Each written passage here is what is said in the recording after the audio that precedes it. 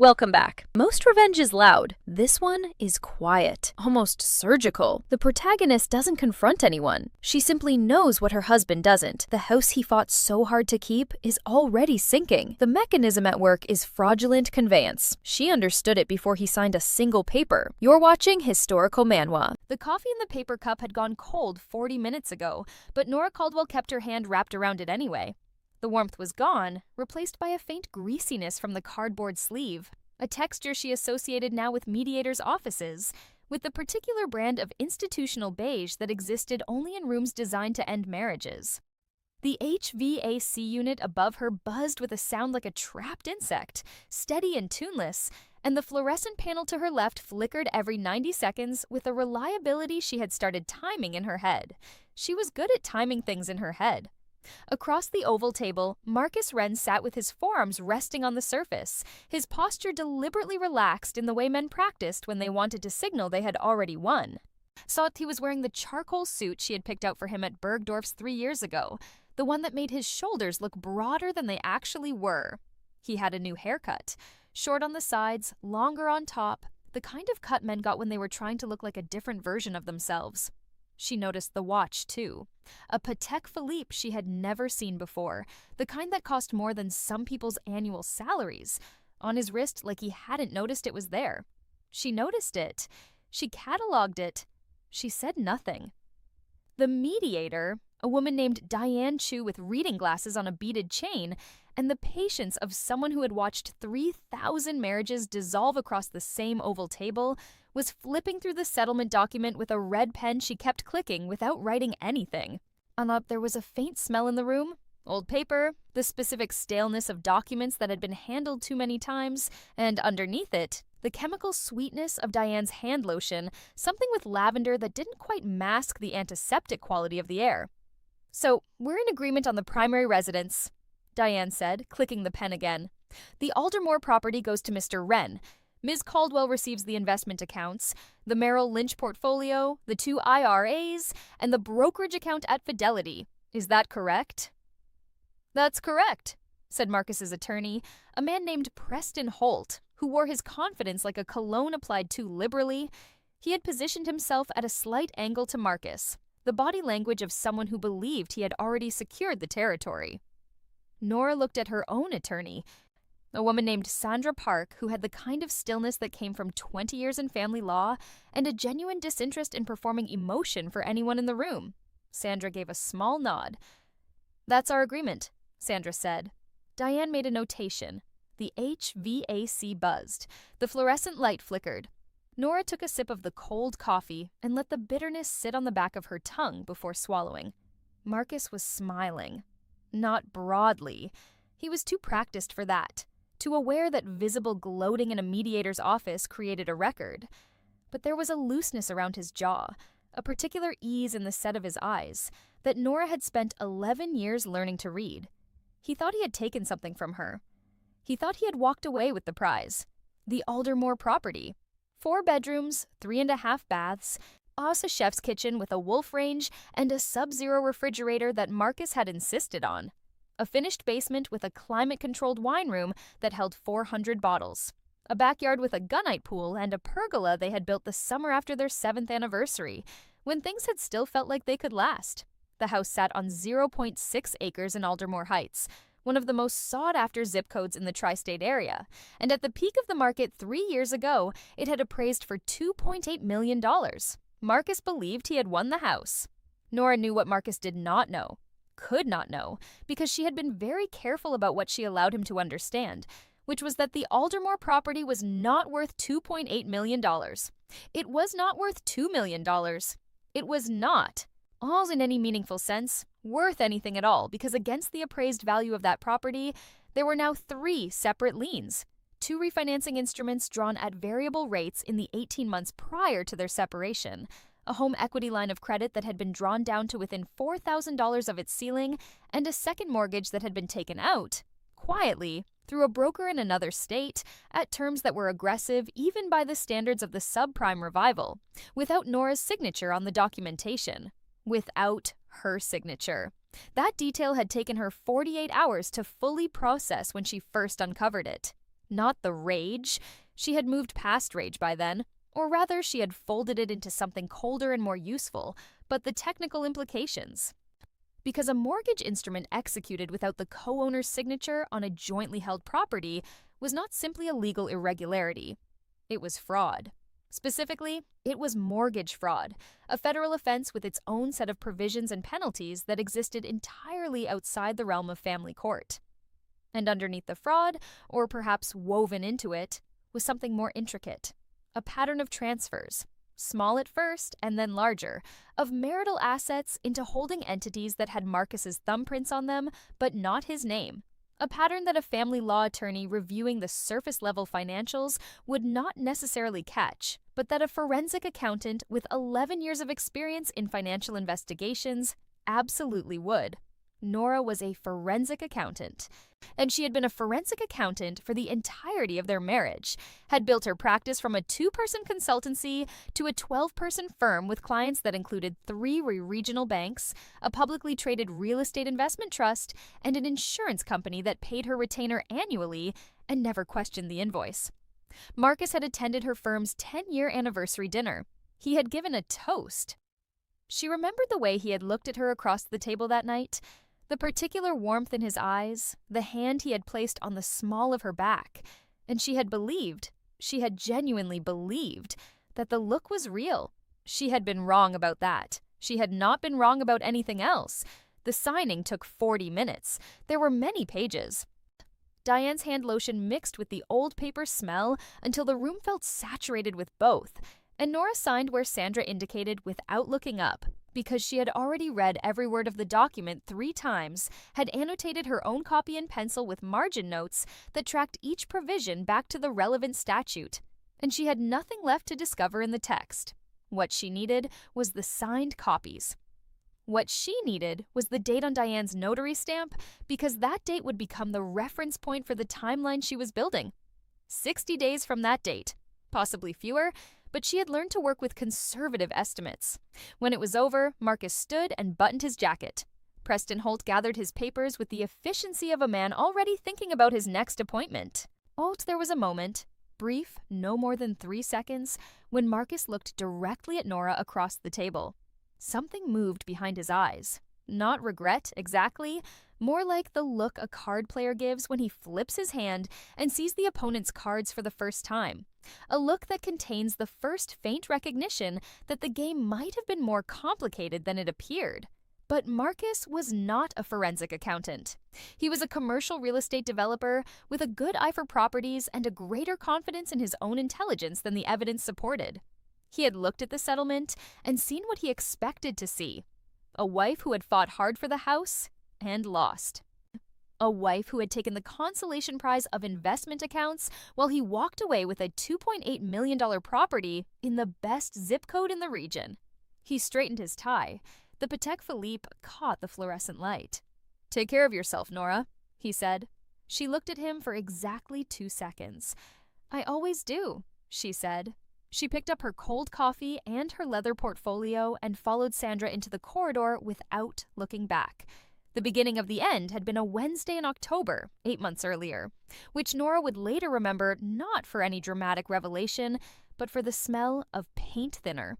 She had been working late in the 3rd-floor home office, reviewing a set of escrow documentation for a client deposition, when she had gone downstairs for water and noticed the smell. Sharp, chemical, the specific scent of the brand of thinner Marcus used when he cleaned his watercolor brushes. The hobby he had taken up 2 years ago with the enthusiasm of a man manufacturing evidence of a rich inner life. The smell was coming from the direction of the mudroom. The brushes were in the mudroom, but Marcus was not at home. Marcus had told her he was in Pittsburgh until Thursday for a site walk on a mixed-use development he was pitching. She was not, at that point, suspicious. She was mildly puzzled. She walked to the mudroom and found the paint thinner can sitting on the utility shelf with its cap off, which meant someone had been in the house within the last few hours because the solvent evaporated quickly and the smell was still strong. The back door was locked. The garage was empty. She put the cap back on the can and went back upstairs. It was small. It was the kind of thing that could have many explanations. Marcus might have left it uncapped before his trip, and she simply hadn't noticed for 3 days. The cleaning service came on Tuesdays. One of the crew might have moved it. She did not construct a narrative around a paint thinner cap. She went back to the escrow documentation and worked until 11:30 and then went to bed. But her brain, which was trained to find anomalies in data sets and to treat anomalies as significant until they proved themselves otherwise, had filed it. 3 weeks later, she found the credit card statement.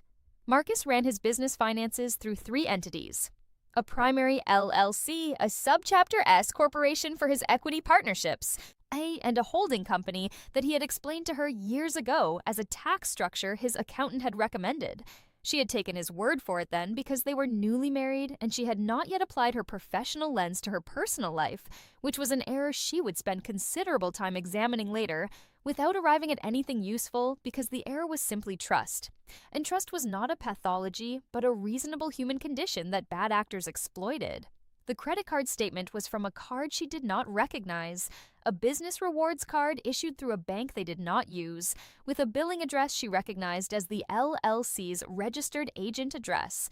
It had come in the physical mail, which Marcus received and sorted himself, but this one had been sandwiched between 2 utility statements and had slipped, shown apparently unnoticed, into the recycling bin she was emptying when a corner of the envelope caught on the bin's edge and pulled the whole stack out. She almost put it back. The statement was addressed to Marcus's LLC. It was his business, his mail, his card. They did not have a rule about reading each other's mail. They did not have a rule about it because in 11 years, it had never seemed necessary. She held the envelope for 10 seconds. Then she opened it. The charges were not evidence of an affair. They were evidence of something she found, initially, more disorienting. There were restaurant charges. Good restaurants, the kind with prix-fixe menus and wine lists that ran to 30 pages. But also charges at stores she didn't recognize. A charge at a jewelry counter in the Nordstrom at a mall 2 states away. Charges at a hotel in Miami she had never been to. Those could have been an affair. Those she understood as a category of betrayal. But there were also charges that made a different kind of sense and no sense at all simultaneously. A payment to a title company in New Jersey, a payment to a notary service in Delaware, a payment to a firm whose name she typed into her phone's browser and found to be a specialty mortgage broker that advertised its services as flexible financing solutions for complex real estate situations. She stood at the recycling bin in the kitchen for a long time. Then she went back upstairs to her office, not to cry, not to panic. She sat down at her workstation with the statement on the desk beside her, and she opened a new spreadsheet and she began to type. The investigation she ran on her own marriage over the next 6 weeks was the most methodical work she had ever done in her professional life. And she had once spent 4 months untangling a $40 million insurance fraud scheme that involved 11 entities across 3 states. She was that precise. She was that cold. The coldness surprised her at first. She had expected to feel something that disrupted her function, and instead she felt something that sharpened it, as though the betrayal had acted as a clarifying agent on the parts of her brain that dealt in data and pattern recognition. She did not feel nothing. She felt a specific, controlled fury that she experienced less as an emotion and more as a fuel source, a combustible material she was deliberately rationing. She requested, through her firm's secure portal, the services of a title search specialist named Glenn Okafor, whom she had worked with on 2 previous litigation support matters, and who understood, without being told, that discretion was a condition of the engagement. She paid him from her personal account at a bank where she held accounts that predated her marriage and that Marcus did not know about. Not because she had hidden them, but because Marcus had never asked and she had never mentioned them. And over time the accounts had accumulated enough interest and dividend income that she thought of them as her original life, the life before, that had continued running quietly alongside the marriage. Glenn came back with the title search results on a Thursday afternoon in November. He sent them encrypted. She decrypted them at her desk with a cup of tea she forgot to drink. The Aldermore property had been purchased in 2014 for $1.9 million. With a conventional 30-year mortgage at a fixed rate of 3.8%, a product that no longer existed in the current rate environment and that had been one of the genuinely good financial decisions of their early marriage. The original balance had been $1.4 million. Over 9 years of payments, at the terms of the original note, the balance should have been approximately $1.1 million, perhaps slightly less. The equity, at the current appraised value, should have been in the range of $1.6 to $1.8 million. It was not. In March of the previous year, a cash-out refinance had replaced the original mortgage. The new principal, $2.1 million. The interest rate, variable, and starting at 6.2% and adjustable annually. The lender, a non-bank mortgage company headquartered in Nevada that had been the subject of 2 state-level investigations for predatory lending practices, though it had not been shut down and its instruments were technically legal.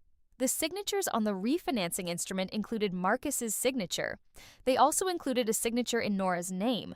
She had not signed it. She had not been present for the execution. She would confirm later by pulling her calendar and credit card records in Chicago that week for a conference she attended annually. Someone had signed her name on a mortgage instrument that encumbered a property she co-owned, drawing $2.1 million against it at terms that would cost them north of $13,000 per month in interest alone. She sat with that for a while. Then she found the second mortgage and the HELOC. The second mortgage had been executed 8 months after the refinance through a different broker, the one from the credit card statement, for $380,000 at rates that were aggressively unfavorable. The HELOC had a ceiling of $250,000 and had been drawn down to $246,000. The total debt against the Aldermore property, when she added it up in her spreadsheet with the careful precision she applied to everything, was $3,048,000 against an appraised value of $2.8 million. She sat back in her chair. The tea had gone completely cold. Outside the window, the November light was doing something gray and specific to the bare branches of the oak tree that Marcus had once tried to have removed because he said it dropped too many leaves, and she had argued to keep it because she liked the way it looked in winter, and they had kept it. She was looking at it now and thinking about the oak tree the way she thought about problems that had not yet resolved themselves into solutions, holding it in her peripheral vision while her central focus processed numbers. He had extracted the equity from their house. Millions of dollars, drawn against an asset they jointly owned, using instruments that bore her forged signature. He had not, as far as she could tell, put any of that money into the business. The LLC showed no unusual capital infusions in the period. The money had gone somewhere. She would find out where. She was a forensic accountant, and finding out where money went was what she did. But the immediate implication was stark and simple. The house Marcus was so proud of, the house that had been the central asset of their marriage, was underwater. Not slightly, not by a margin that aggressive paydown could correct. It was underwater by $248,000 at current market, and the variable rate on the primary refinance meant that in an environment of rising rates, which was the environment they were currently in, the monthly debt service was climbing toward a number that Marcus's business income, she knew from the tax returns she had access to, could not comfortably sustain. Nora had made her living understanding when financial structures were not sustainable. The Aldermore property was not sustainable. She closed the spreadsheet. She opened a new document and started making notes in the legal pad she kept for cases she did not want digitized. She wrote in her smallest handwriting, the shorthand she used when she was thinking faster than she wanted to commit to paper. The question she was writing toward was not, "What has he done?" She already knew what he had done, in sufficient detail to make decisions. The question was, what does she do? She called Sandra Park the following Monday, not as a potential divorce client, but as a professional colleague. Nora had worked on 2 financial forensics matters that Sandra's firm had brought her in on as an expert consultant. And Sandra knew her as someone who arrived at depositions with color-coded binders and never got rattled on cross-examination.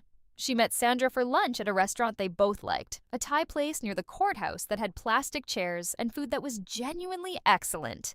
The kind of place where nobody important went, and therefore nobody who mattered would see them together. She ordered the larb and ate 3 bites and spent the rest of the meal talking. Sandra listened. She was good at listening. It was one of the things Nora had noticed about her early on, the quality of her attention when someone was explaining something complicated. She did not interrupt. She did not react visibly to the mortgage fraud, though her pen, which she had been turning slowly in her fingers, went still when Nora said the word forgery.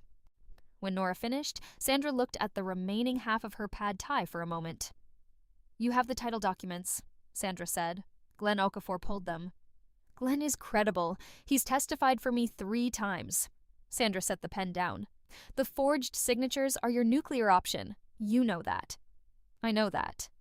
"If you file a criminal complaint before the divorce proceedings, the dynamic changes completely. His assets are frozen, there's a criminal investigation, the divorce gets complicated in ways that benefit you in some ways, and complicate things in others." Sandra picked up her water glass. "Is that what you want?" Nora had thought about this for a week before calling Sandra. She had modeled it out the way she modeled financial scenarios, running the variables, testing the assumptions, looking at the outputs. Said a criminal filing created chaos. Chaos was not what she wanted. Chaos benefited people who were comfortable with it. And Marcus, for all his moral failings, was comfortable with chaos in a way that Nora was not. What she wanted was something more precise. What she wanted was the specific outcome, to extract herself from the financial disaster he had created, to do it in a way that was clean and documented and left no exposure for her, and to ensure that when the consequences of his decisions arrived, and they would arrive, she had timed them, she knew approximately when, she was nowhere near the blast radius. "I want to be divorced with clean hands before the property goes into foreclosure," Nora said. Sandra had put down the water glass and looked at her for a long moment. Then something shifted in Sandra's expression. Well, not quite a smile, more like the recognition a strategist feels when she encounters another strategist. "Tell me about the timeline," Sandra said. The timeline was the architecture of everything. The refinance was at a variable rate that had already reset once, bumping the monthly payment by $1,800. The next reset was due in the spring. The business income Marcus drew. She had the last 3 years of joint tax returns, and the most recent K-1 from his LLC was enough to service the original mortgage comfortably, not enough to absorb the post-reset payment on the refinance, plus the second mortgage, plus the HELOC minimum. The deficit, at current rates, was somewhere between $6,000 and $9,000 per month, depending on how aggressively the HELOC minimum was calculated, $6,000 to $9,000 per month. Now, for how long before the servicer initiated foreclosure proceedings? She had worked through the relevant statutes. In their state, a lender could begin foreclosure after 90 days of delinquency, though the practical timeline from first missed payment to the filing of a notice of default was typically 4 to 6 months, accounting for servicer lag and the borrower's tendency to answer phone calls during the first weeks of delinquency before going quiet. From notice of default to foreclosure sale varied by state law, and their state required a minimum notice period after the notice of default before any sale could proceed. She had, she told Sandra, estimated with conservative assumptions that the property would receive a notice of default approximately 5 months after Marcus's cash flow ran out, and that his cash flow would run out approximately 6 weeks after the spring rate reset, assuming he did not infuse capital from another source. She had seen no evidence of another capital source. She had seen evidence, in the business accounts she had access to through the joint tax filings, of the opposite.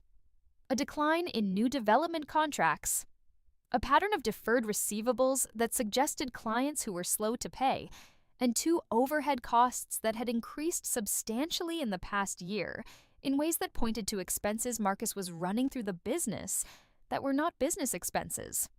The affair. She had not dwelt on the affair because it was not, at this point, the most important part of the picture. But it was a cost center, and cost centers mattered. "If you file before the spring reset," Sandra said, and if we move the proceedings quickly, we can have a settlement executed well before the property becomes delinquent." "He'll want the house," Nora said.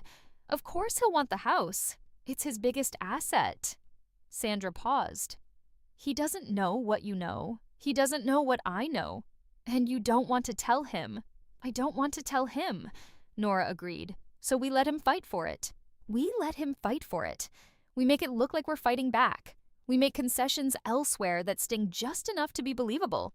And at the end of it, he signs for an asset that has $248,000 of negative equity and a monthly debt service he cannot sustain. while I walk away with liquid assets that I can deploy immediately and have no encumbrances on." Sandra was quiet for a moment. Outside, someone walked past the restaurant window with a terrier on a short leash, and the terrier stopped and looked in through the glass with the profound seriousness that small dogs reserved for unclear situations. "There's a fraudulent conveyance issue," Sandra said. "If it ever came to light, the forgeries, the asset stripping, a court could revisit the settlement. It won't come to light from my end. The title documents stay with me and with Glenn. The criminal forgery option is available if I need it later, but I won't need it later." She thought about the Patek Philippe. He's already moved the money. Whatever he extracted from the equity, it's been laundered through enough layers that unraveling it in family court would take years and cost more than the assets are worth. The criminal route, federal mortgage fraud, is different. "Oh, but that's a card I only play if he comes at me after the fact," which he won't. "Why won't he?" "Because he thinks he won," Nora said. "People who think they've won don't go looking for things to reopen." Sandra looked at her for a moment with the expression of a person who has been in adversarial proceedings long enough to genuinely appreciate a well-constructed position. She picked up her pen again and wrote something on the small legal pad she carried everywhere. "All right," she said. "Let's file." They filed in January. The filings were uncontested in the sense that Nora did not contest the grounds, irreconcilable differences. Well, the modern euphemism for "I am done with you," and would like the court to formalize it. And the proceedings moved at the pace that proceedings move when both parties have attorneys who bill by the hour and clients who are ready to stop paying.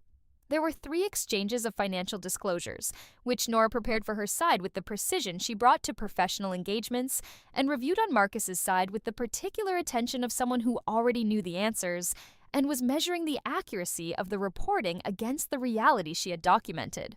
He disclosed the refinanced mortgage balance. He did not disclose it as a refinance, he disclosed it simply as mortgage balance, Aldermore property, with a figure that was current and technically accurate. He disclosed the HELOC.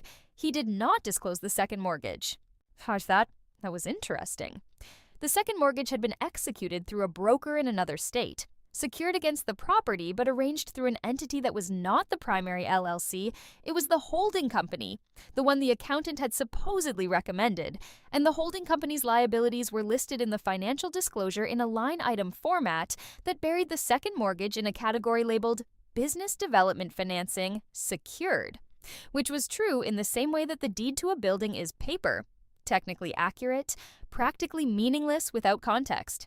Sandra flagged it in the discovery exchange. Marcus's attorney, Preston Holt, produced additional documentation that was thorough enough to satisfy the mediator's requirements without being thorough enough to reveal the second mortgage's full structure. Nora reviewed the documentation and made a note in her legal pad and said nothing. The negotiation over the house took 3 sessions. In the first session, Nora's position was that she wanted the house. She argued for it through Sandra with the intensity of someone who believed it was the most important asset on the table, which was the impression she needed to create, and which she sustained by not wavering when Preston Holt pushed back, and by asking questions through Sandra that were specific enough to suggest emotional investment. The pool, the wine room, the backyard they had built together. Marcus watched her with growing satisfaction across the table. He wanted the house more than he had wanted anything in the marriage, she suspected, because it was the physical evidence of a success story he had been telling himself. A story in which a man from a working-class family in central Pennsylvania had built himself into the kind of person who owned a $2.8 million property in Aldermore Heights. He had been telling that story for a decade. He was not going to let her have the punctuation mark. In the second session, Sandra introduced the concept of a buyout, Nora keeping the house and buying Marcus out of his equity share. This required them to agree on the equity value, which required them to agree on the outstanding debt, which required Marcus's side to produce a comprehensive debt statement. Preston Holt produced one. It included the refinance balance and the HELOC balance. It did not include the second mortgage. Nora reviewed it in her hotel room that night.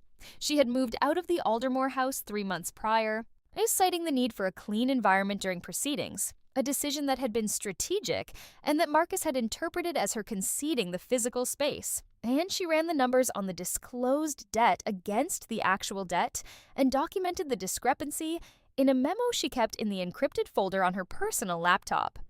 The disclosed debt produced an equity figure of approximately $490,000. The actual debt produced an equity figure of approximately $110,000. If they had used the actual numbers in a buyout calculation, the price she would pay to buy Marcus out would be dramatically lower than the disclosed numbers suggested. She did not correct the numbers. She did not produce her own debt analysis. She allowed Preston Holt's inflated equity figure to stand, which meant that the buyout price was inflated, which meant that when she bowed out of the buyout discussion in the third session, conceding, after a performance of reluctant calculation, that the buyout price was beyond what her post-divorce liquidity could support, Marcus's team accepted the loss of the buyout bid with the easy grace of people who had already decided she couldn't afford it. Then, they gave him the house, and they gave her the investment accounts, the Merrill Lynch portfolio, which had performed well over the 11 years of the marriage, and which, at current value, sat at approximately $840,000. The two IRAs, hers and Marcus's, combined at the time of the marriage, and jointly managed since, at a combined value of just over $300,000.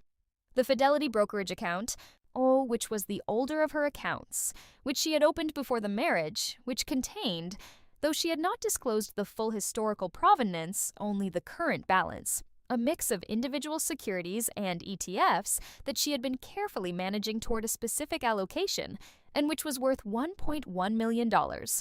Total liquid assets she walked away with, approximately $2.2 million. Freely transferable, no debt encumbrance, no debt service obligation, no property taxes, no homeowners association fees, no flood insurance premiums on a property in a zone that was being quietly reevaluated by the county assessor's office for reasons she had noticed in a quarterly municipal report and that Marcus had almost certainly not noticed, because Marcus did not read quarterly municipal reports. A total debt obligation she walked away from, $3,048,000 in secured debt against a property worth $2.8 million, with a variable rate that was about to reset for the second time in a market that had softened enough in the past 14 months that the $2.8 million appraisal was now generous.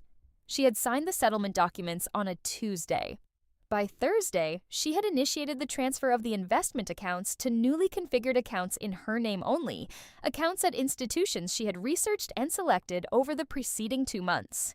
By Friday, she was on the phone with a real estate agent she had worked with years before, someone who operated in a different neighborhood than Aldermore, looking at properties that were a different kind of thing entirely. Smaller and newer, in a building with a doorman and a gym on the second floor, and no yard to maintain, and no history attached to any of the walls. She found an apartment in 3 weeks. She signed the lease on a Thursday afternoon, handed the agent a certified check for the first 3 months, and stood in the empty living room for a moment, looking at the bare floors and the winter light coming through the south-facing windows, and felt something that was not quite relief and not quite victory, but was perhaps the first sensation in 8 months that did not taste like metal. She ordered a mattress that night. She ordered a decent espresso machine. She went back to work. The apartment building was a 16-story glass and concrete structure that had been completed 4 years ago. And it had the specific personality of buildings constructed for a certain kind of urban professional. The kitchen counters were engineered stone, not quite quartz. The bathroom fixtures were matte black. The windows were double-paned and let in sound at a very specific frequency that she found neutral rather than pleasant or unpleasant. The elevator had a smell she would come to associate with late nights returning from client meetings. The heated metal of the mechanism, something synthetic from the carpet, and occasionally the ghost of someone's takeout. It was, in its way, a perfectly functional container for the life she was rebuilding, and she did not need it to be more than that. She brought in 3 pieces of furniture the first week, the mattress, a drafting table she used as a desk, and a chair that cost more than it appeared to cost because it was designed by someone who understood how a spine bore weight over 12-hour working sessions. She left the rest of the apartment empty for longer than most people would have, not because she couldn't afford to furnish it, but because she was not yet sure what shape her life here was supposed to take, and she did not want to fill the space with decisions she would need to undo. Her firm ran without her on-site presence for the first 3 weeks. She had a managing director named Priya Sathiraman who was capable and slightly anxious, and who sent daily update emails that Nora read carefully and responded to in the evenings with specific instructions and occasional praise that was genuine rather than motivational. Odd, because Priya did not need motivation and did respond to evidence that her work was being seen. The caseload was manageable. 2 litigation support engagements, 1 audit consultation, and a new inquiry from a family office that was evaluating a private equity fund's financial disclosures and wanted an independent review. She was reviewing the family office inquiry on a Wednesday afternoon, 6 weeks after the settlement signing, when her phone rang with Marcus's number. She set the phone face down on the drafting table and waited for it to stop ringing. Then she picked it up, checked that the call had indeed gone to voicemail, and set it face down again. She did not listen to the voicemail. She went back to the family office inquiry.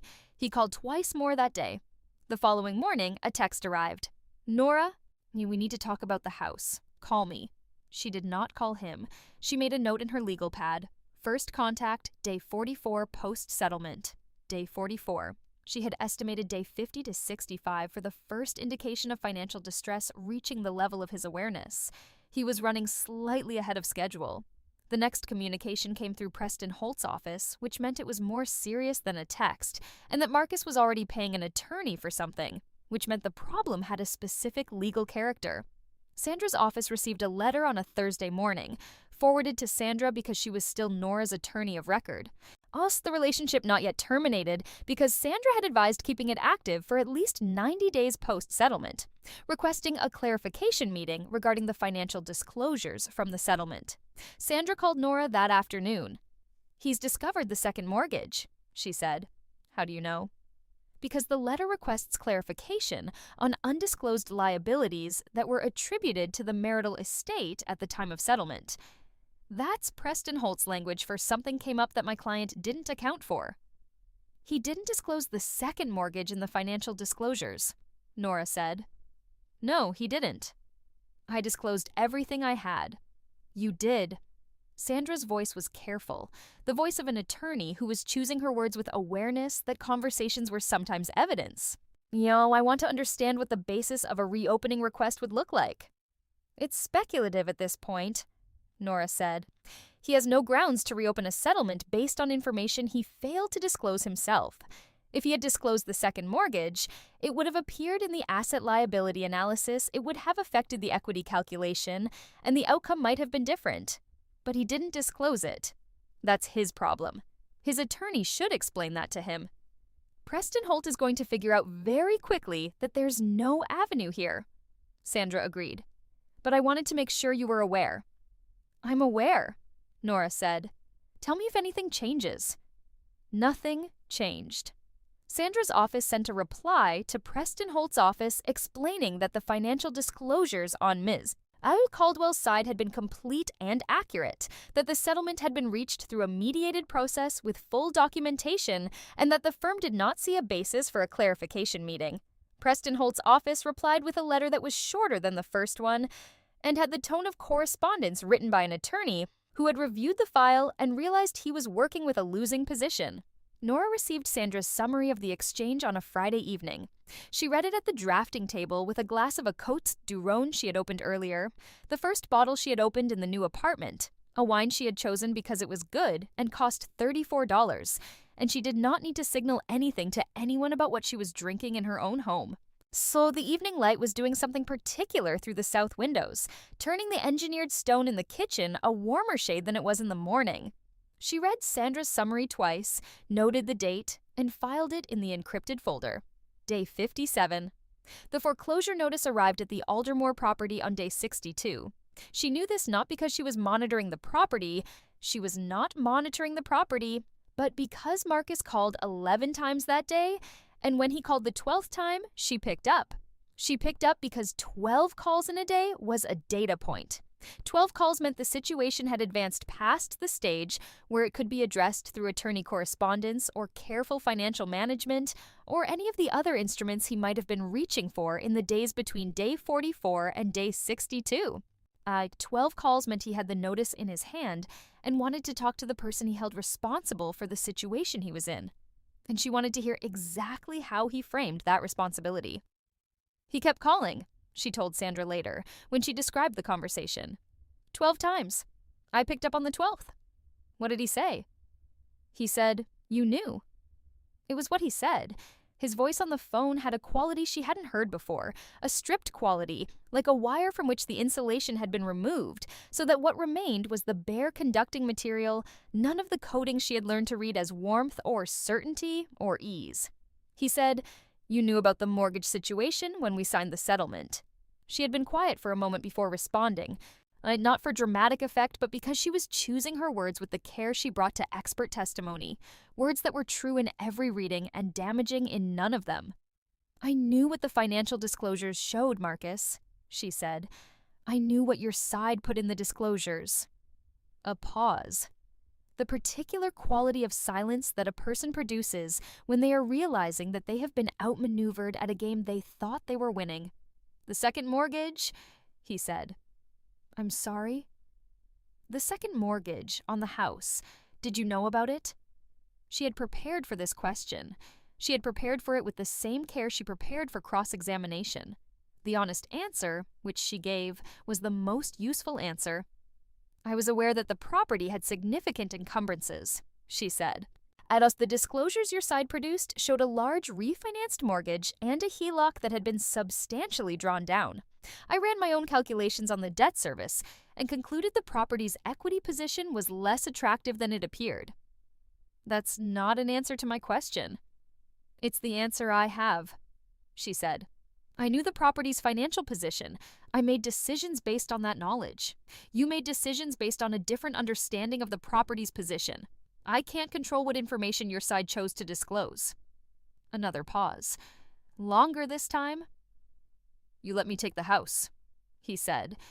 It was not a question. It was the sound of a conclusion arriving. She did not confirm or deny it. She said, "The settlement was mediated. Both parties had legal representation. Both parties signed." Nora. "I have to go." Marcus." She was not dramatic about it. She said it the way she said everything now, at the flat affect of someone who has finished grieving a thing and moved on to the administration of its consequences. "I hope you find a resolution." She ended the call. She put the phone on the drafting table. She looked at the south windows. It was a different time of day now than when she had received Sandra's summary. Earlier, mid-afternoon, the light harder and more direct. She could see the building across the street, the grid of its windows, people in small rectangles of glass doing the things that people did in offices on an ordinary afternoon in what had become, for her, a consequential day. She opened her laptop and wrote a brief email to Glenn Okafor, thanking him for his work on a recent matter and noting that she might have another engagement for him in the coming months, depending on how certain situations developed. She CC'd no one. She sent it from her personal account. Then she pulled up the family office inquiry and got back to work. The foreclosure process, once initiated, ran on its own schedule and in accordance with state statute, which is the nature of legal mechanisms. They operate with the consistency of physical laws, indifferent to the preferences of the people caught in them. Nora was not caught in this one. She was watching it from the position of an observer who had positioned herself correctly before the mechanism engaged. The notice of default, which the servicer was required to file with the county recorder's office after 90 days of delinquency, was a public document. She did not search for it exactly, but she had set up a property alert through a title monitoring service she used for professional purposes, the kind of service that notified the subscriber whenever a document was recorded against a specified address. The alerts were functional rather than obsessive. She received them, noted them, filed them, moved on. The first alert came 43 days after the foreclosure notice had been delivered to the property. The servicer had initiated proceedings. The recording was time-stamped at 11:14 on a Tuesday morning. She received the alert on her phone at 11:16 while she was in a conference room on the 34th floor of a building downtown. Sitting across from the general counsel of the family office that had retained her firm, reviewing a set of fund documents that had the texture of careful construction. The kind of documents that told a specific story with specific selections, omitting the chapters that would change the reading. She looked at the alert. She put the phone face down. She turned back to the general counsel and said, "The cross-collateralization provision on page 84 creates an exposure that I don't think the original investment memo accounted for. Can you walk me through the rationale for that structure?" The general counsel began to talk. She listened. Marcus moved out of the Aldermore property 6 weeks before the scheduled foreclosure sale. She knew this because the real estate market in Aldermore Heights was not a large market, and brokers talked, and the broker she had worked with when she'd been looking for her apartment had mentioned, without being asked, that a property in that zip code had come off the market after a failed short sale attempt, which was the particular financial move of someone trying to exit a property before a foreclosure sale took it anyway.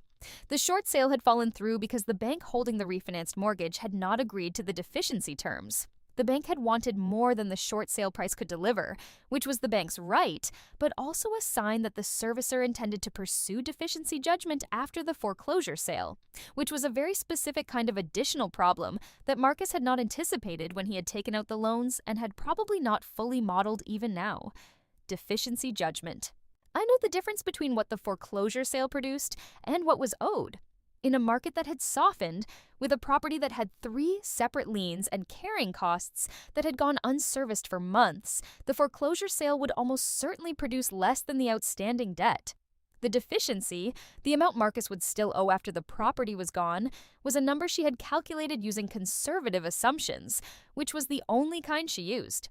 The number was approximately $460,000. The Patek Philippe, she remembered, had retailed for around $42,000. She did not dwell on this. It was a data point, not a satisfaction, or rather, it was a satisfaction that lasted approximately as long as it took to note and move on from. Oh, which was the appropriate duration for that kind of satisfaction. The hearing she had been working toward was scheduled for a Thursday morning in early spring, 9 months after the settlement signing. It was not a family court proceeding. It was a federal matter. She had not initiated it.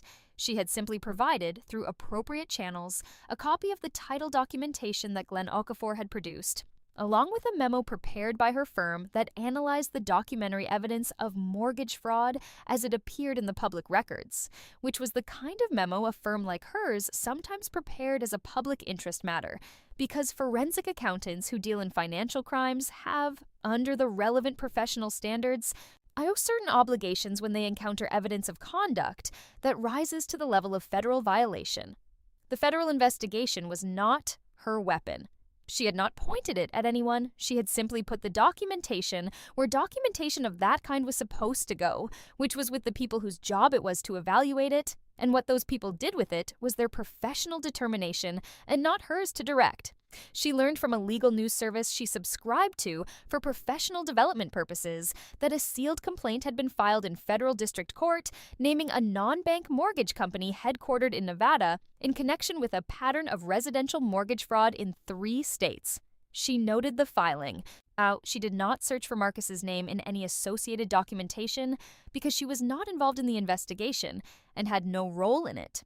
What she did note, because it was relevant to her understanding of the situation's full structure, was that one of the charges in the complaint involved the use of forged borrower signatures on refinancing instruments, a practice that the complaint alleged the mortgage company had engaged in systematically with the cooperation of certain real estate professionals who had provided the company with access to property documentation and ownership information in exchange for referral fees.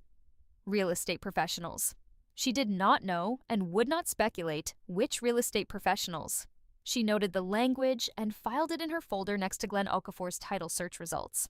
And spring arrived with the specific quality it had in the city, the change less visible in the landscape than in the quality of the afternoon light, which became something different from winter light, warmer without being soft, the kind of light that made buildings look different from the buildings they had been 3 months earlier.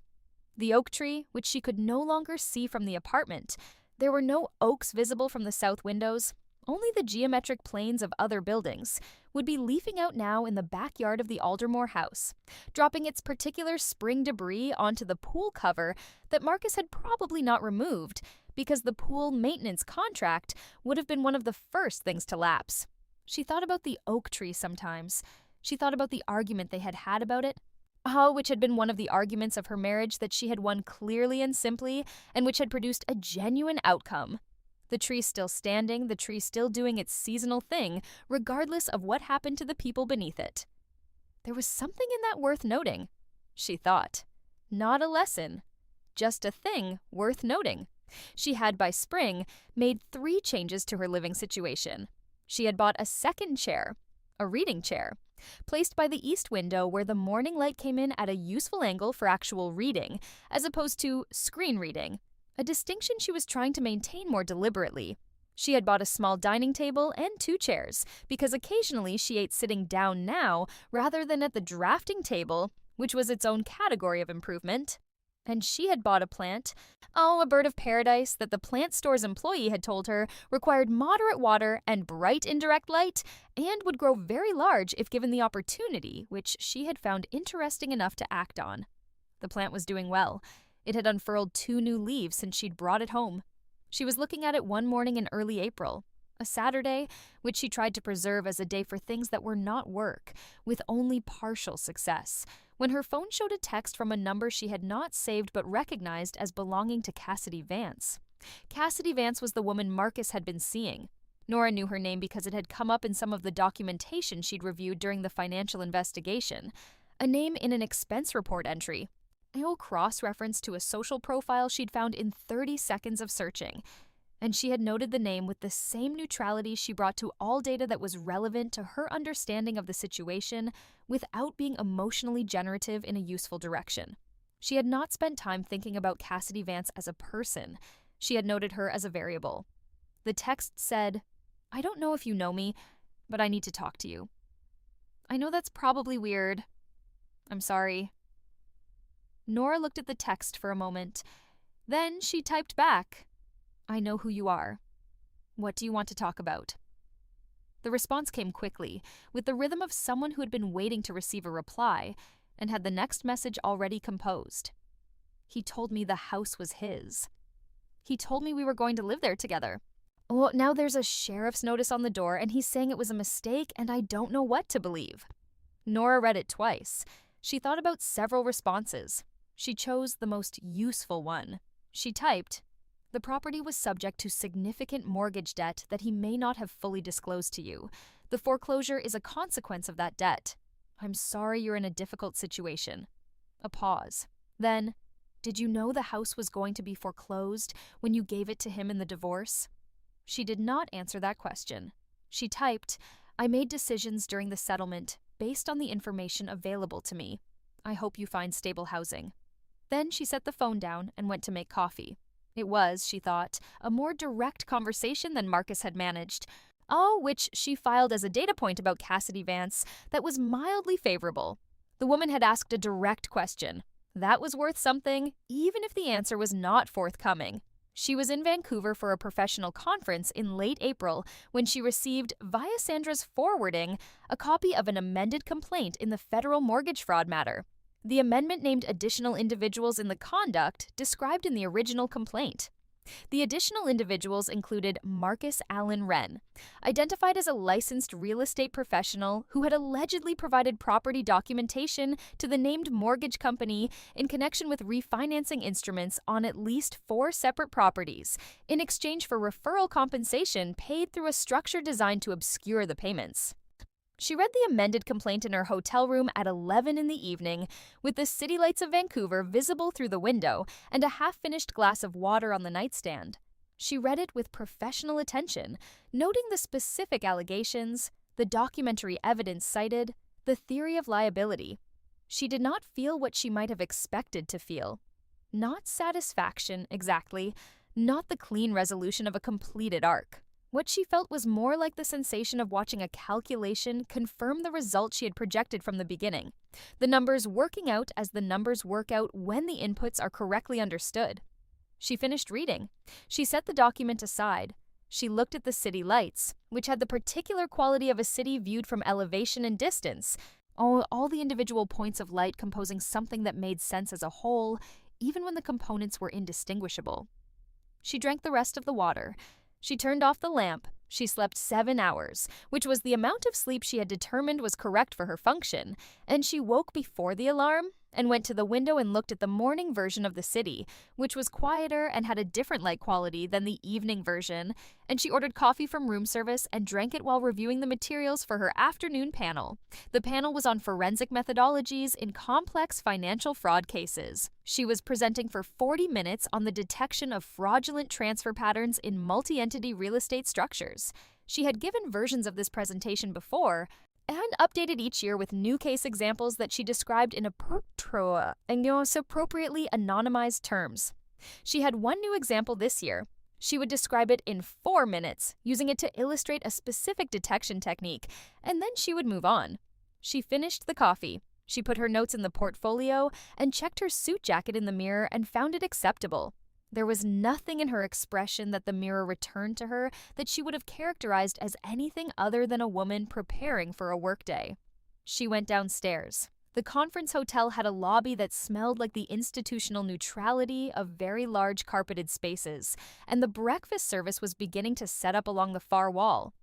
And there were other early risers moving through the lobby with the specific purposefulness of people who had things to get to. And she walked past all of them and pushed through the glass door into the April morning air that was cold in the specific way of Pacific Coast cities, damp and clean, and carrying a smell of the water somewhere close.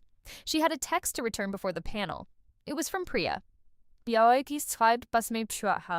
had sent a message at 7:20 about a new inquiry from a regional bank interested in a potential engagement. The bank had sent a preliminary scope document that Priya had attached, and she had also attached a note that said, "This one could be interesting. 3 to 4 month engagement, good fee. Worth a call Monday?" She replied, "Yes, set it up for Monday afternoon. Snod and read the preliminary scope yourself tonight. I want your initial read before the call." She pocketed the phone. The April morning moved around her, all its ordinary components, the smell of the harbor, the sound of the first traffic on the street, the specific gray of an overcast Pacific sky that was going to burn off by noon, doing their ordinary things without reference to the particular history that had deposited her on this sidewalk at this moment. She walked toward the conference center. The portfolio was light in her hand. The foreclosure sale happened on a Tuesday. She did not know the exact time it was called. She received the property alert at 2:47 in the afternoon, which she interpreted as the recording of the sale documentation at the county recorder's office following the completion of the auction. Either she was between meetings. She looked at the alert, noted the date and time, and went into the next meeting. The property had sold at auction for $2,340,000, which was $410,000 less than the original refinanced mortgage principal alone and the eventual deficiency judgment.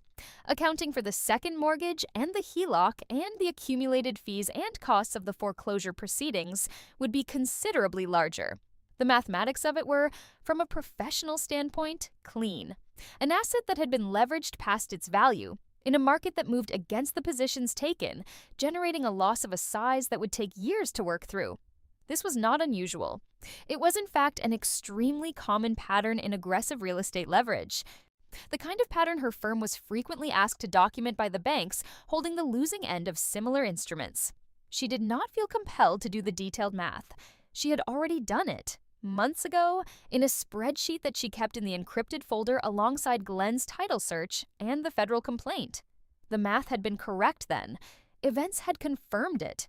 That was what correct analysis produced. Confirmation. Sandra filed the termination of their attorney-client engagement in May. It was a practical administrative matter that contained, within its formality, a kind of close, the official documentation of a period that had begun in that Thai restaurant in November and had run through the Vancouver conference and the federal complaint and the foreclosure sale to a Tuesday afternoon when Nora signed the termination letter and felt the shift of a weight that had been ambient for so long, she had stopped registering it as a weight. She took Sandra to dinner at a restaurant that was not the Thai place. A different restaurant entirely, one of the newer places that had opened in the neighborhood near her apartment, with a menu that changed weekly and a bar program that took itself seriously, and lighting that was warm without being theatrical. They sat at a corner table and ordered cocktails and talked about things that were not the case. But because the case was over and there was nothing left to analyze in it, and they were two women who had things to talk about beyond the work they had done together. At one point, Sandra said, Are you satisfied with how it went? Nora thought about the question. She thought about it the way she thought about professional evaluations, not looking for the answer that felt right, but the answer that was accurate. It went according to the analysis, she said. The numbers worked out. Sandra turned her cocktail glass slowly in her hand. That's not exactly an answer. It's the most accurate one I have. Sandra looked at her for a moment with the expression of someone who understood that this answer was, in fact, a complete one. That for this particular person in this particular situation, all the numbers working out was not a diminished form of satisfaction, but perhaps the fullest available form of it. Then she raised her glass. To accurate analysis, she said. To accurate analysis, Nora said. The new engagement, the regional bank inquiry that Priya had flagged in April, had evolved by summer into a significant matter. The bank had discovered irregularities in a portfolio of residential mortgages that it had purchased from an originator in a secondary market transaction, and the irregularities had the texture, upon initial review, of a systematic problem rather than isolated errors. The bank's general counsel had retained her firm to perform a forensic review of the origination documentation and the transfer records, with a particular focus on the signatures on the underlying instruments. Or the work was detailed and absorbing and technically interesting in the way that work is interesting when the problem is genuinely complex and the stakes are real and the methods required are ones she had been developing and refining for 15 years. She assigned 3 people from the firm to the project team. She supervised closely. She read every document set they produced and asked questions at the margin that sent them back to the source materials, because the answer to the question that the bank was really asking, was there fraud, and if so, how much, and who knew, required a standard of documentation that did not allow for inference where direct evidence was available. She was reviewing a set of the project team's preliminary findings on a Thursday evening in late June, sitting at the drafting table with the espresso machine producing its particular sound in the kitchen, and the bird of paradise throwing an elongated shadow across the floor from the reading chair, when her phone showed a notification from a news aggregator she used for financial industry alerts. A headline about a federal indictment in a residential mortgage fraud matter, naming 6 defendants, including the non-bank mortgage company from Nevada. She clicked through. Marcus's name was in the 4th paragraph, described as a co-conspirator who had entered into a cooperation agreement with federal prosecutors in exchange for his testimony against the other named defendants. Cooperation agreement. She read the language carefully. A cooperation agreement was not a guilty plea, though it typically involved one. It meant he was talking to prosecutors. It meant whatever he knew, which was more than the court papers would ever fully reflect, was being exchanged for a reduction in the exposure that would otherwise have applied to a licensed real estate professional, knowingly participating in a mortgage fraud scheme across multiple properties. She read to the end of the article, which was not very long and did not contain new information beyond what the public filings provided. Then she closed the browser and went back to the project team's findings. She had 4 margin notes to write before the morning meeting. She wrote them precisely in the shorthand the team had come to understand, referencing the specific document citations she wanted them to pull.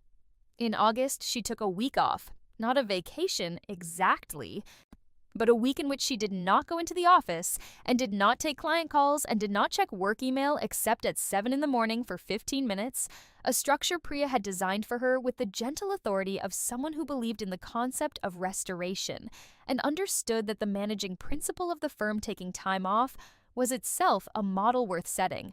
She went to Maine, to a place she had gone once as a child and had carried in her memory as something to return to, a small town on the coast. Rocky Beach, the specific smell of low tide and pine resin and cold, clean water. She rented a house that was not expensive and not particularly comfortable in the sense of the apartments and hotels she had stayed in for years. The beds were the beds of rental houses, functional and anonymous. None, and the kitchen was stocked with utensils that required improvisation and pots that were not the right weight for the things she wanted to cook. She liked it. She cooked simple things and ate them at a table that looked out at the water, and she read novels that had nothing to do with finance or law, books she had been carrying in a mental list for years without making time for them, and she walked on the beach in the mornings with the cold wind off the Atlantic, doing something particular to her face that felt like being cleaned. She thought about the marriage sometimes, not with the analytical attention she had brought to it during the preceding year, but in the loose, associative way of thinking that occurs when the mind is not directed at a task. She thought about the early years, all which had been genuinely good in ways she did not wish to revise. There had been real warmth in them, real humor, the specific pleasure of building a life with someone who interested you. She thought about the point at which things had shifted, and she was honest with herself that she could not precisely locate the point, which was one of the harder things about the kind of betrayal that develops slowly over years. It does not have a single moment of beginning. It has a gradual erosion that is visible only retrospectively, and that requires a kind of grief she had been doing, she realized, in ways she had not identified as grief because they had not involved the conventional performances of grief. She had not cried very much, she had built spreadsheets, but perhaps those were two expressions of the same process. She did not arrive at conclusions about this. She let it move through her thinking the way the tide moved without needing to document it. On the fourth day, sitting on the porch with coffee in the early morning, she called her younger sister, who lived in Portland, and who had been sending careful check-in texts throughout the year that Nora had replied to with the minimal but genuine responses that she was capable of in her current state. Her sister picked up immediately, with the particular quality of alertness that meant she had been waiting for this call for some time. They talked for an hour. It was not a difficult conversation. It was a conversation about real things: her sister's children, the job situation in Portland, the coast, the rental house's inadequate pots. Her sister said, "You sound different." Nora asked, "Different how?" Her sister thought about it and said, "Quieter. Not sad quiet. Just like there's less noise." Nora thought about that. "The noise was a version of something I was carrying," she said. I put it down. "Where?" She looked at the water. "I left it in someone else's house," she said.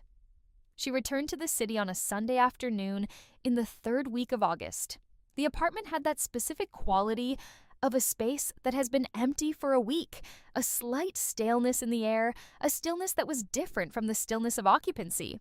She opened the south windows to let the evening air in and found it warm and carrying the particular smell of the city in August: heat radiating pavement, something from a food cart on the street below, the distant metallic suggestion of the subway.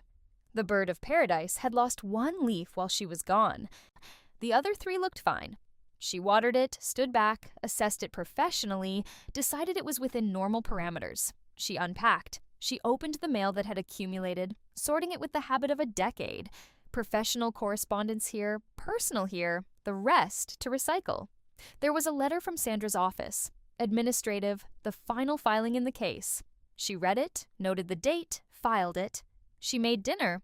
Simple. An omelet and a salad, a glass of wine she had brought back from a wine shop in Maine that she had chosen specifically because it was unpretentious and cost $18 and was perfectly good. She ate at the table by the window and watched the evening outside, the way the light changed as the sun moved and the street below shifted between its daytime and nighttime populations. Her phone was on the table beside her plate. It showed no messages she hadn't seen. She looked at it for a moment and thought about the last time Marcus had called, which had been 3 months ago, a brief call she had not picked up and whose voicemail she had ultimately deleted unheard. There had been one more text after that, a single line that said, "I hope you're well," which she had interpreted as the communication of someone in a legal process being careful about what they committed to writing and which she had not replied to. She did not know, in any specific sense, what his life was now. She had access to the public court filings, which told a structural story, a cooperation agreement, an expected sentencing hearing in the fall, saw the deficiency judgment that a debt collection firm had filed in civil court, and which would follow him through the credit system for years. These were facts, not a life. The life she did not know and had no interest in constructing from inference. What she knew was her own life, which was the relevant data set. The family office engagement concluded in September with a report that ran to 212 pages plus appendices, and that identified, with documentary support at every finding, a pattern of fraudulent transfer activity that had moved approximately $47 million in fund assets into entities controlled by two of the fund's general partners. The report was the kind of work she was most proud of. Not the dramatic kind that made news, but the precise kind that held up under scrutiny from every direction. Oh, that a federal prosecutor, or a civil litigator, or an opposing expert could challenge and find nothing loose. It was, she thought, exactly the kind of report that accurately represented what the profession was supposed to do. She presented it to the family office's general counsel and outside litigation team on a Thursday morning in a conference room that had good light and comfortable chairs, and the presentation took 3 hours. And the questions afterward were serious and specific, and she answered each one directly without hedging, because there was nothing in the findings that required hedging. The general counsel shook her hand at the end and said that the report was the most thorough work product he had received in 30 years of practice. She thanked him. She gathered her materials. And she took the elevator down and walked through the lobby and out into the September morning, which was the kind of September morning that reminded her why she lived in this city. Clear and cool, with a light that had a different quality from the summer light, something more particular and less generous, as though the season were beginning to mean business. She had lunch alone at a ramen shop 3 blocks from the office, at the counter, watching the cook work with the professional attention she brought to anyone who did something precisely. The broth was very good. She ate slowly and thought about the next engagement, which was a new matter that had arrived 2 weeks prior through a referral from the regional bank, a private equity fund with questions about a portfolio company's financial statements. She thought about the team configuration she wanted, about the methodology, about the specific documentary record she would need to build. She paid the bill. She tipped generously, as she always did at places where she ate alone and where the quality was real rather than performed. She walked back to the office in the September light. The sentencing hearing was in October. She read about it in the legal news service the morning after it concluded, in the 5-minute window she allowed herself for that kind of reading before moving to the day's work.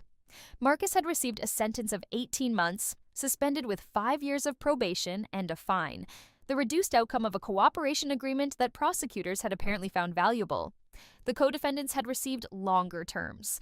The mortgage company had been ordered dissolved. Yet she noted the sentencing. She did not feel the variety of things she might have expected to feel.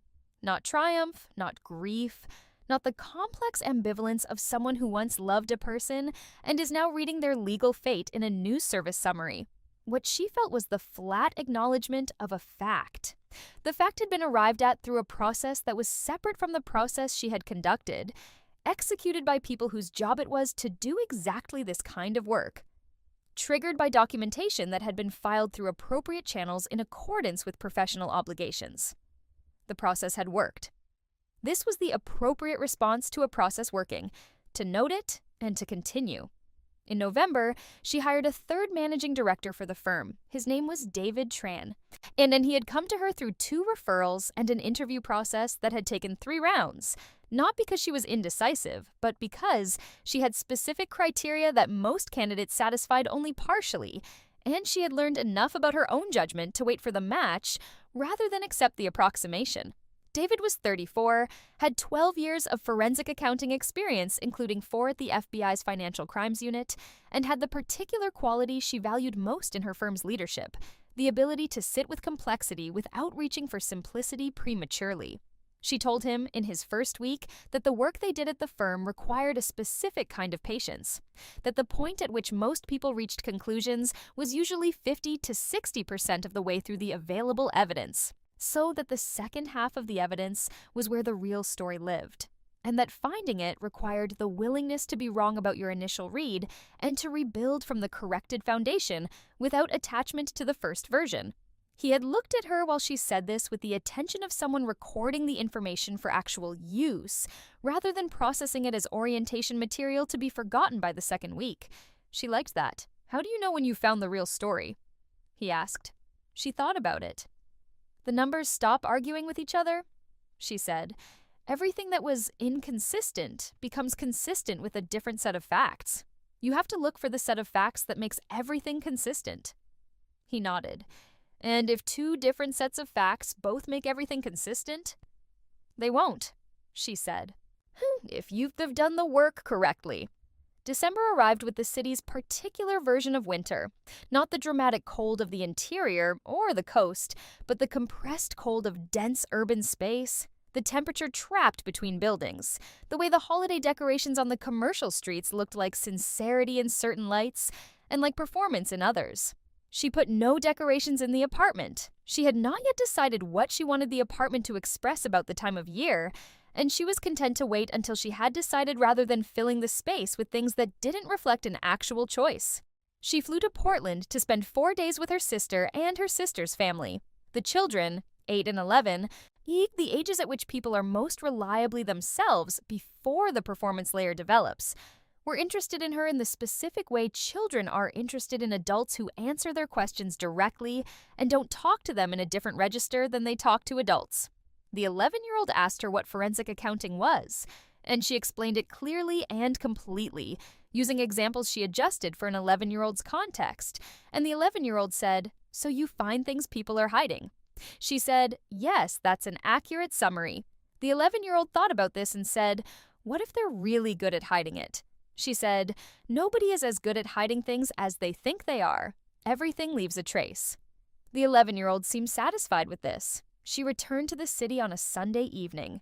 Yes, the flight was on time, which she appreciated. She had her laptop open for most of the flight, working on an initial methodology memo for the private equity engagement, and when the city appeared in the window during the descent, the grid of lights resolving itself from a general glow into its specific geometry, she looked at it for a moment before returning to the memo. The city, from that altitude, did not look like any one thing. It looked like the aggregate of every particular thing that had happened in it, all the individual decisions and their consequences composing a pattern that was legible only from a sufficient distance. She filed that observation in the way she filed things that were interesting, but not immediately useful. Somewhere near the surface, accessible if it proved relevant. The descent continued. Sure, the memo was almost finished. Outside the window, the city moved closer, its details becoming more specific with every 100 feet of altitude lost, until the grid resolved into streets, and the lights into individual windows, and the aggregate pattern into its component particulars. Each one specific. Each one the site of something that did not appear in the aerial view, but was nonetheless present and real. The wheels touched the runway. She saved the memo. She closed the laptop. She had a flight to catch in February, a new engagement in a city she hadn't worked in before, a family office in Vancouver with a matter that had some textural similarity to the previous Vancouver engagement, and that Priya had flagged as the kind of work the firm was increasingly being sought for. Complex, multi-party, requiring the kind of forensic precision that was genuinely rare. She would be there for 2 weeks, maybe 3. She had booked a hotel that had a gym and good Wi-Fi and a restaurant that looked decent from the reviews, which was the relevant criteria. She was packing on a Wednesday evening.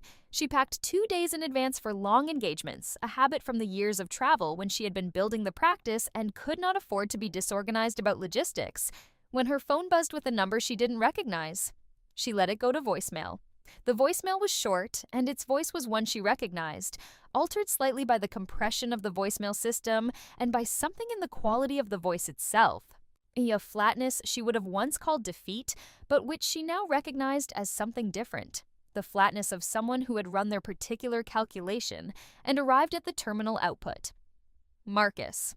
Calling from a number she didn't have saved, which meant a new phone. The old one perhaps associated with the old address, the old accounts, the old everything that had been foreclosed and dissolved and sentenced and settled. He said her name. He said he wanted her to know he understood now how it had worked. He said, and here the voice did something she wasn't sure she could name, that he hoped she was doing well. She listened to the voicemail twice. Then she deleted it. She went back to her packing, which was nearly complete. The portfolio was on the drafting table and already loaded with the materials for the Vancouver engagement, the preliminary files, her methodology notes, a legal pad with 3 pages of questions she hadn't answered yet. Her phone was face down on the table next to the portfolio. Outside the south windows, the February city was doing its particular thing with the cold and the dark and the grid of lights in the buildings across the street. She picked up the phone, she opened the flight confirmation and checked the gate. On time, Terminal C, departing at 7:45. She put the phone in her bag. She took the portfolio. She walked to the kitchen and set the espresso machine to stand by. She would be away, and she had learned not to leave it fully on. And she watered the bird of paradise, which had put out 2 new leaves since August and was becoming genuinely large, doing what the plant store employee had promised it would do given the opportunity. She turned off the lamp in the living room. The apartment went dark except for the ambient light from the city coming through the south windows. She did not look back. She took the portfolio and the bag and went out into the corridor, and the door closed behind her with the particular sound of a well-fitted door settling into its frame, the soft mechanical certainty of a thing that had been measured correctly and placed correctly, and which therefore functioned exactly as it was supposed to function, and not 1 inch otherwise.